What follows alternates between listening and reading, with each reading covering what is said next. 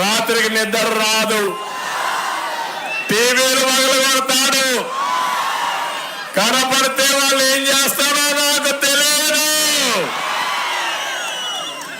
నేను ఒకటే చెప్తున్నా, చేసిన పాపాలు ఊరికే పోవు. రేపు జరిగే ఎన్నికల్లో వైఎస్ఆర్ కాంగ్రెస్ పార్టీని చిత్తుగా ఓడిస్తారని ప్రతిభాలు వచ్చిన మీ అందరికీ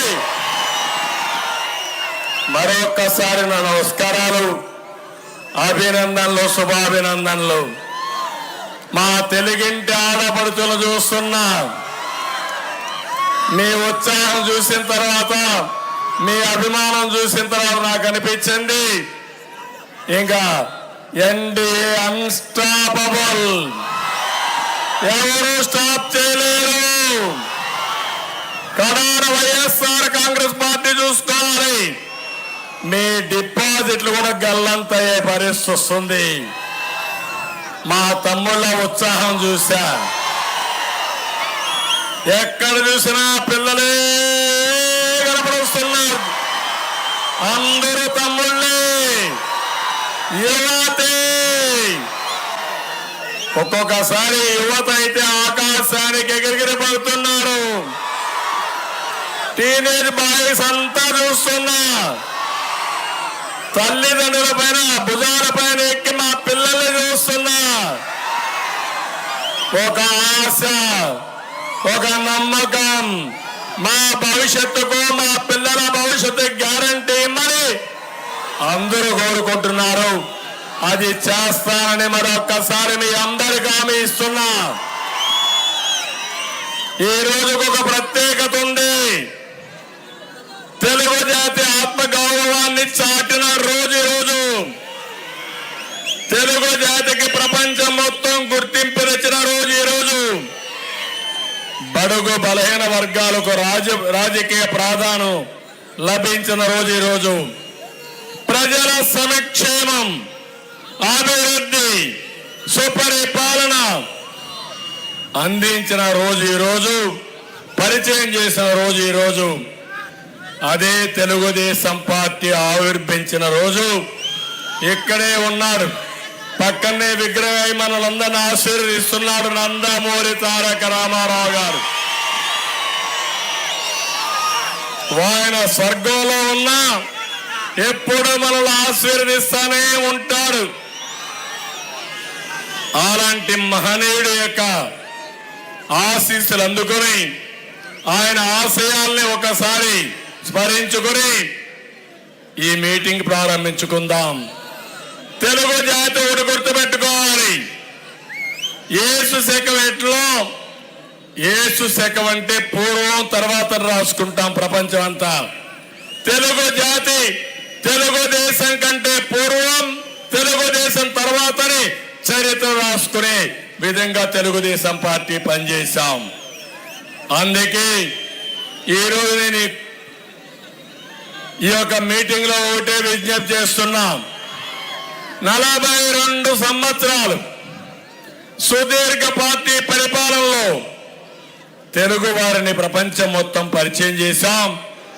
అనేక విజయాలు సాధించాం. జాతీయ స్థాయిలో ఒక ప్రతిపక్ష పార్టీగా పనిచేయడమే కాకుండా ప్రభుత్వాలు ఏర్పాటు చేయడంలో ముందుకు పోయాం.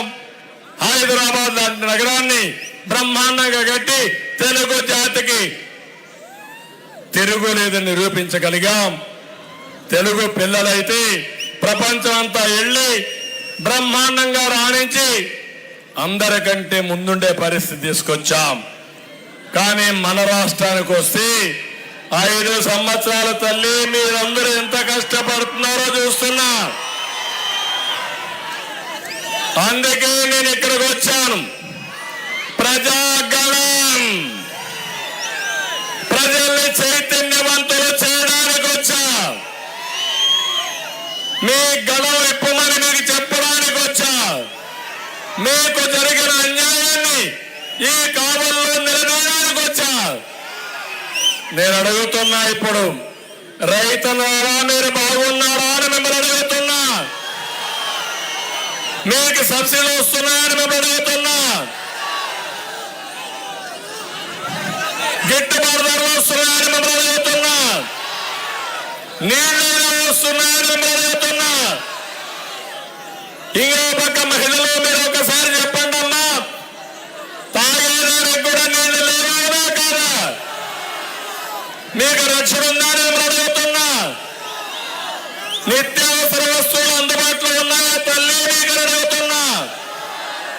దుర్మార్గుడి పాలనలో 10 రూపాయలు ఇచ్చి 100 రూపాయలు జలగమారుగా మీ రక్తాన్ని తాగేస్తున్నాడు. అందుకే వచ్చే బాధుడే బాధుడు. నిత్యావసర వస్తువుల ధరలు పెరిగాయి, కరెంటు ఛార్జీలు పెరిగాయా లేదా? పెట్రోల్ డీజిల్ పెరిగిందా లేదా? చెత్త మీద కూడా పనిచేసిన చెత్త ముఖ్యమంత్రి ఈ జగన్మోహన్ రెడ్డి. నేను అడుగుతున్నా ఇక్కడ మిమ్మల్ని అందరినీ, మీ ఆదాయం పెరిగిందా? ఖర్చులు పెరిగాయా? ఖర్చులు పెరిగాయి. ఖర్చులు పెరిగాయి. వాళ్ళ జైలుపైకి ఎత్తండి.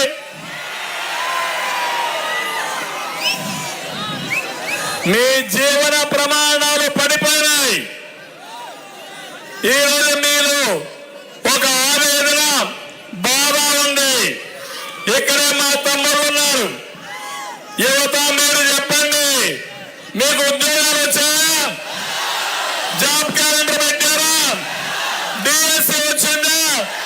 వస్తున్న నమ్మకం ఉందా? ఇప్పుడు అడుగుతున్నా, జాబ్ రావాలంటే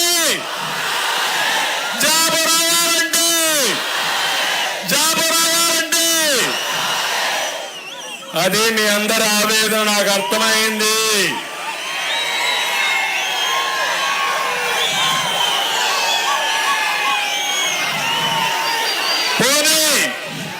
కూలీలు ఉన్నారు.